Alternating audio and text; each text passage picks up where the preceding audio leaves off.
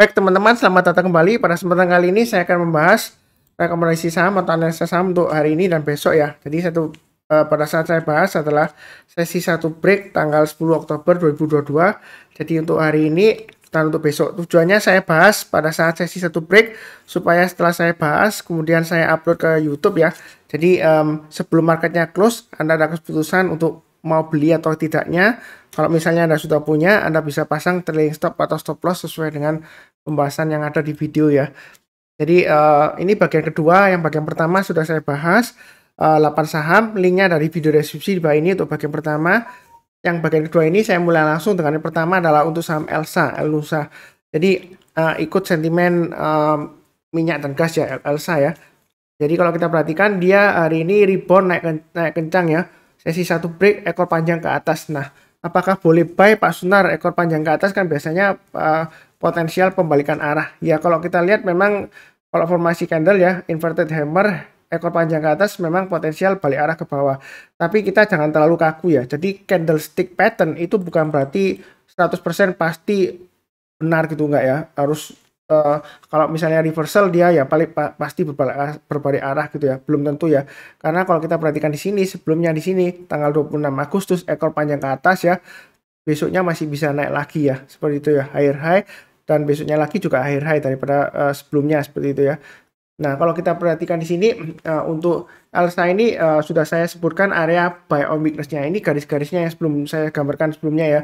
Jadi 326 ke atas boleh buy. Kalau yang mau buy on weakness ya target price berikutnya di 342. Jadi yang mau buy silakan, belum ketinggalan. Nah, yang sudah punya bagaimana ini Pak Sunar? Apakah bakalan turun lagi? Ya pasang stop loss-nya di 316 ya atau maksimum 306 ya. Ya maksimum banget 300, tapi kalau 300 kan terlalu jauh ya, sampai lebih dari 10% ya kalau misalnya dari atas ya. Ya seperti itu ya. Jadi pasangnya stop loss-nya di 316 atau 306 ya, seperti itu ya. Kalau mau buy atau sudah punya ya, kalau dia naik lagi breakout higher high naik ke atas 338 ya, kita beli tambah lagi atau average up. Maka berikutnya dia akan menguji resisten 342 dengan targetnya di 358 sampai dengan 366 ya. Ini swingannya di sini. Ini masih memungkinkan ke 375 atau bahkan ke 400 masih bisa untuk Elsa ya. Memang fluktuasinya tinggi ya. Jadi jangan kaget kalau sudah naik tiba-tiba turunnya drastis. Ini pernah terjadi sebelumnya ya. Naik terus ya. Tiba-tiba suatu saat dia selama 2 hari langsung turunnya drastis dropnya seperti itu ya. Jadi jangan lupa pasang trailing stopnya atau stop lossnya. Ikutin aja garis yang sudah saya bantu di sini ya. Kurang lebih seperti itu cukup. Oke, berikutnya ENRG. ENRG sudah pernah saya gambarkan garis-garisnya, hanya mengulang aja atau yang belum punya kalau mau buy silakan ya. Naik ke atas 296 kalau mau buy high sell higher, yang belum punya silakan naik lagi ke atasnya. Di sini high-nya di 306 ya, boleh tambah lagi. Target price berikutnya di 334 dan 400 itu untuk ENRG ya. Jadi sejauh ini memang kalau kita perhatikan dia sideways di area 258 supportnya dan resistennya 296. Kalau dia berhasil breakout ke atas 296, jangan ragu-ragu untuk tambah lagi atau average up. Memang sebelumnya di sini ya, oh Pak Suntar, ini gagal berkali-kali loh ya. Ini 1, 2, 3, ya ini hitung aja 4 lah ya, 2 hari ini ya. 4 kali sebelumnya dia gagal turun lagi loh. Nah ini kalau dia breakout lagi, apa nggak false breakout itu ya, false breakout ya. Jadi kita kalau bicara mengenai trading, jangan terlalu takut terhadap apa yang namanya false breakout ya, seperti itu ya. Yang penting adalah kita pasang trailing stopnya atau stop lossnya. Saya sudah sering sebutkan juga, mudah-mudahan nggak bosan yang sering ngikutin ya. Kita beli saham di posisi manapun ya, baik itu di bawah sekali ketika dia sideways atau downtrend, atau di tengah-tengah ketika dia masih dalam perjalanan ke atas kemudian dia koreksi, atau di atas sekali lah ya ketika dia breakout. Itu bisa aja tiba-tiba setelah kita turun, maksud saya setelah kita buy dia bisa aja tiba-tiba turun ya. Yang penting kita pasang trailing stop atau stop lossnya ya, seperti itu. Jadi jangan terlalu takut kalau mau buy. Nah silakan, kalau dia breakout ya kita boleh tambah lagi, atau yang belum punya boleh buy high sell higher. Nah pasang stop lossnya di mana, pakai acuan dari MA20 nya aja atau dari low-nya yang hari Jumat ini ya 270. Jadi kalau turun di banyak 270 jual dulu sebagian, turun di banyak 258 jual dulu semuanya seperti itu ya. Kalau mau buy on weakness di 258 sih boleh aja ya, seperti itu ya. Memang saya sebutkan ada yang sebelumnya tanya kepada saya ya, loh Pak Sunar katanya buy on weakness itu kalau sudah berhasil turun kemudian rebound kita buy. Nah tapi kok disarankan stop loss juga, itu gimana itu? Ya memang yang sudah punya ya, ya kalau dia turun di bawahnya lebih baik jual dulu ya, seperti itu ya. Nah kalau dia berhasil rebound lagi atau mantul ke atas, ya, kita cek ulang apakah uptrendnya masih cukup bagus, apakah volumenya masih mendukung. Kalau dia masih mendukung ya kita buyback ya, seperti itu ya. Jadi itulah dinamika dari trading ya. Kadang-kadang kalau kita sudah beli kemudian turun, itu bukan berarti analisa kita salah, belum tentu ya. Karena kita nggak bisa mengatur harga saham di pasar saham, kecuali sahamnya yang nggak liquid banget, yang harganya cuma 100, maksud saya yang lotnya cuma 100 lot atau 1000 lot, Anda bisa goreng sendiri ya, seperti itu ya. Nah, mungkin Anda bisa atur harganya. Tapi kalau yang volumenya lumayan tinggi, yang untuk energi ini, kalau volumenya masih belum ramai juga ya, seperti itu ya. Tapi lumayan banyak ya. Kalau mau di goreng juga bisa aja, tapi nggak sembarangan orang bisa gorengnya. Tapi sejauh ini dia masih cukup menarik ya, selama dia masih bertahan di atasnya 258 ya, itu acuannya. Kurang lebih seperti itu. Cukup. Oke, berikutnya ke LPF. Ini bersiap-siap untuk breakout ke atas 2000 ya. Jadi yang suka buy high sell higher ya, nggak takut ya, silakan. Kalau dia berhasil breakout ke atas 1900 boleh buy, yang mau buy silakan, yang belum punya ya, atau mau tambah lagi silakan, naik ke atas 1930 tambah lagi, target berikutnya di 2000 dan 2100. Memang volumenya masih cenderung kecil ya, ini kalau kita perhatikan ya, karena ini masih sesi satu break ya, bukan penutupan ya. Jadi nanti sebelum penutupan kita lihat kalau dia berhasil breakout ya, selama bertahan di atasnya, kalau mau buy silakan ya, seperti itu. Atau kalau nggak berani, ini area buy on weakness-nya sudah saya gambarkan, ini sudah saya gambarkan di 1800 atau 1730 ya. Area buy on weakness itu artinya kalau sudah turun kemudian rebound, di sana kesempatan kita untuk buy.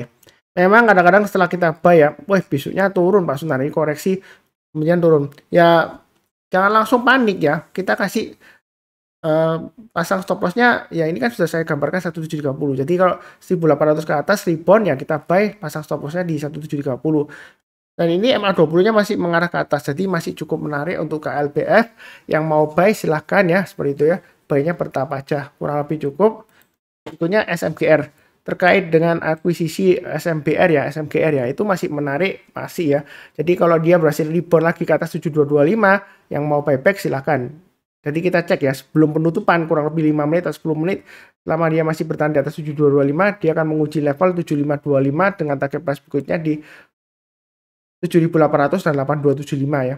Jadi untuk SMGR ini masih cukup menarik, fundamentalnya juga masih cukup kuat ya, walaupun industrinya masih lesu ya.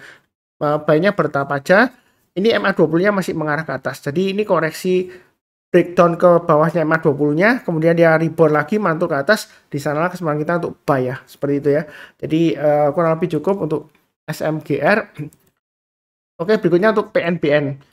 Bagian pertama saya sudah bahas PNLF dan PNBS. Kalau Anda punya PNBN, apakah punya PNLF juga atau apakah punya PNBS, lebih baik salah satu aja, jangan semuanya, karena masih satu grup ya. Ya ini masih kuat ya grup panin ya, seperti itu ya. Saya nggak tahu aksi korporasi apa, tapi saya di sini fokusnya ke pergerakan harga sahamnya, support resistennya. Acuan saya setiap kelipatan 200 ya. Ini kan hari ini breakout ke atas 2400 ya, higher high. Nah, kalau mau buy boleh aja pasang stop loss-nya di 2200, maksimum di 2000 ya. Seperti itu ya.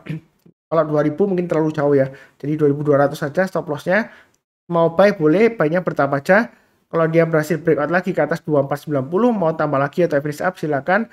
Target price berikutnya di 2600. Bahkan ini 2800 masih memungkinkan ya.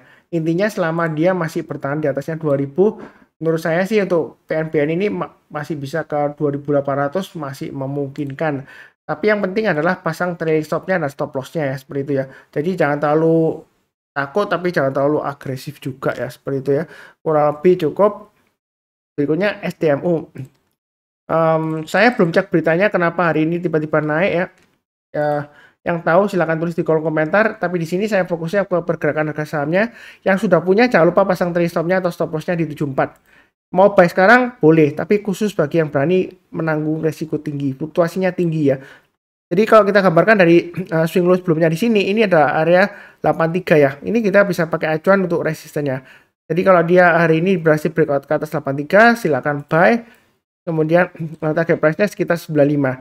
Naik lagi ke atas 95, tambah lagi boleh average up. Target berikutnya di 106. Dan yang paling tinggi di sini 133 ya. Nah, terdekatnya di sini ya, yang volumenya tinggi ya. Jadi memang resikonya lumayan tinggi ya. Ini kecenderungannya masih downtrend ya, walaupun hari ini dia rebound kuat. Tapi di sini kalau kita perhatikan selama dia masih bertahan di atas 74 masih ada peluang untuk naik lagi ke atas 100 ya, seperti itu ya. Jadi baiknya bertahap aja. Ada aksi korporasi apa saya nggak tahu ya, silahkan tulis di kolom komentar kalau ada yang tahu. Kurang lebih cukup. Berikutnya untuk satu emiten lagi ya. Bentar saya hitung ini berapa semuanya. 1, 2, 3, 4, 5, 6.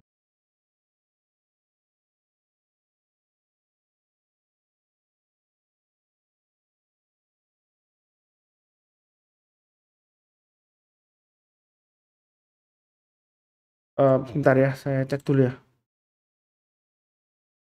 Oke, satu lagi ya. Untuk BKSL ya. Jadi kalau kita perhatikan untuk BKSL ya.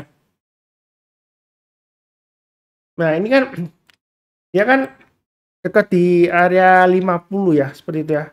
Sebelumnya dia sempat untuk 50, dia rebound lagi. Nah, apakah boleh buy sekarang?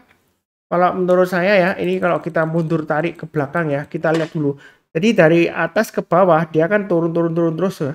Nah, kemudian titik amannya kalau mulai masuk buy ya, itu kita pakai acuan yang di sini aja. Ini yang paling dekatnya di area 56 ya.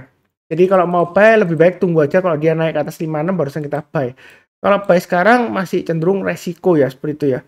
Memang murah Pak Sunar, dekat dengan 50 kan murah. Resikonya mungkin cuma Rp3. Ya masalahnya kalau dia sempat turun lagi touch 50 ya tunggunya lama ya, seperti itu ya.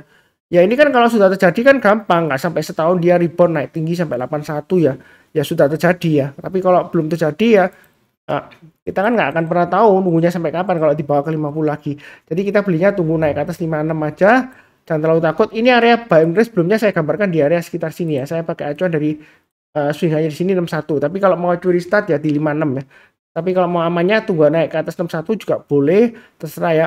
Atau buy-nya bertahap aja. Naik ke atas 56 buy, naik ke atas 61 tambah lagi, atau average up naik ke atas 63 tambah lagi ya. Jadi garis-garis yang saya berikan ini untuk acuan average up, kalau dia naik kita tambah lagi, tapi kalau turun jangan di average down ya. Pasang trailing stopnya dan stop lossnya ya. Kurang lebih sih seperti itu ya untuk BKSL ya. Satu lagi jadi saya genapkan 8 saham untuk MTMI. Jadi MTWI ini maaf MTWI ya. Jadi MTWI ini ada aksi korporasi apa Pak Suntar kok tiba-tiba naik? Saya nggak tahu ya. Tapi di sini memang kalau kita lihatkan dari sebelumnya di sini ini ada resisten lumayan kuat ya 169 ya. Sebelumnya dia naik tinggi ya, ini tanggal 24 Agustus volumenya juga naik tinggi. Ternyata besoknya koreksi. Jadi yang sudah punya jangan lupa pasang trailing stopnya di 159 ini saya kasih ya. Jadi kalau yang mau spekulasi buy sekarang boleh nggak Pak Sunar? Boleh aja kalau mau spekulasi buy, tapi jangan lupa pasang stop lossnya di 159. Kalau dia turun bayar 159 buy. Nah kalau dia berhasil naik lagi ke atas 169 kita boleh tambah lagi atau average up. Maka target price berikutnya kurang lebih di area sekitar 193 ya, seperti itu ya.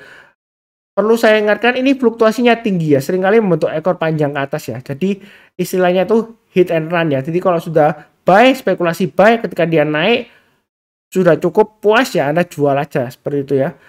Karena resikonya tinggi, fluktuasinya tinggi ya. Bisa kebayang nggak ini dinaikkan tinggi banget terus drop gini ya. Nah besoknya masih naik lagi tapi cenderung koreksi, tapi dia dibawa naik lagi gitu ya. Apa nggak kesel tuh habis stop loss kemudian dia dibawa naik lagi walaupun turun lagi, tapi kan dia sempat naik lagi juga ya kan sampai 190 ya, seperti itu ya. Ya memang begitulah ciri khasnya fluktuasinya tinggi.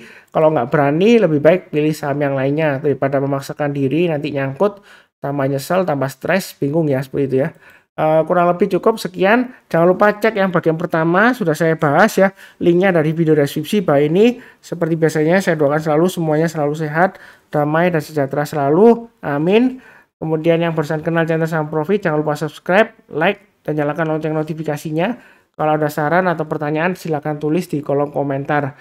Tetap semangat ya, walaupun ini kalau kita perhatikan marketnya lesu di tengah-tengah tekanan inflasi dan resesi dunia ya, seperti itu ya. Tapi saran saya tetap fokus ke portfolio masing-masing dan watchlist masing-masing ya.